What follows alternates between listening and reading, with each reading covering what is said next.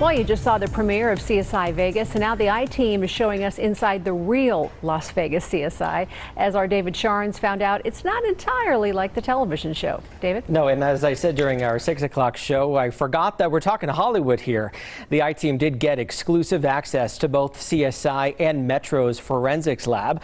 On the show that you just saw, they are one, but in real life, they're two separate departments working closely together. It's just one thing I found out that is different here in the real world, solving some of the Valley's most horrific crimes. We're in some of the nastiest places you'll ever go. See, here's real life.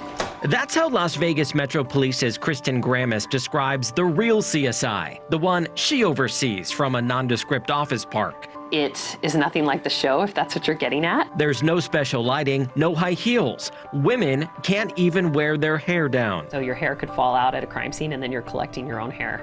So it's something that we don't do. There is not even a lab here. In fact, unlike the TV show, Metro's CSI unit and the forensics lab are in separate locations. Kimberly Murga runs that side of things. I really wish our lives were that exciting. I really wish we could solve crime in 60 minutes. In reality, crimes can take months, even years to solve. Grammis's crime scene analysts pick up the evidence, often working in and out of this van. That's the one you see out in the field. Anything that maybe could link to what happened and what occurred. Pulling fingerprints, checking for blood, trying to get any little thing a criminal may have left behind, including their DNA. On the day the I-Team visited their offices, analysts were pulling prints off soda cans left behind at a homicide, the victim's clothes hanging in this specialized machine. We want to preserve that, so we need to dry it as quickly as possible. Once evidence is packed, it heads on over to the lab's vault. What we do is exciting behind the scenes, but it takes time and it's not resolved quickly. There, Murga's forensic scientists do all the tests we're so accustomed to seeing on TV. So much evolving since the original CSI premiered 20 years ago. One of the biggest changes is in DNA technology.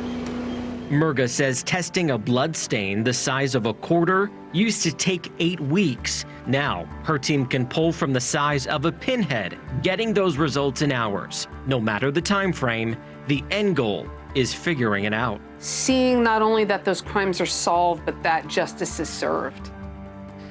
Really cool to see all that. So with CSI comes the so-called CSI effect, where juries expect to see evidence from a crime that they saw on the show that actually doesn't exist.